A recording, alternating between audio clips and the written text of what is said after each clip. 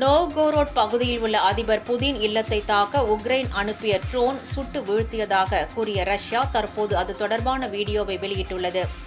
ரஷ்ய தலைநகர் மாஸ்கோவின் அருகே உள்ள நோவ்கோரோட் பகுதியில் அதிபர் புதினின் அரசு இல்லத்தை குறிவைத்து கடந்த டிசம்பர் 28 மற்றும் 29 ஆகிய தேதிகளில் உக்ரைன் 91 ட்ரோன்களை ஏவி தாக்குதல் நடத்தியதாக ரஷ்யா குற்றம் சாட்டியிருந்தது.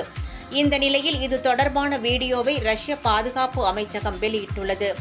அந்த வீடியோவில் 6 கிலோ வெடிபொருட்களுடன் கூடிய சக்லூன் வி ரக ட்ரோன் பாகங்களுக்கு அருகில் ரஷ்ய வீரர் ஒருவர் நிற்பது போன்ற காட்சிகள் உள்ளன. இந்த வீடியோ நகைப்புக்குரியது என உக்ரைன் வெளியுறவு அமைச்சகம் விமர்சித்துள்ளது. இத்தகைய போலியான ஆதாரத்தை உருவாக்க ரஷ்யா 2 நாட்கள் ஆகியுள்ளதாக உக்ரைன் செய்தி தொடர்பாளர் தெரிவித்தார்.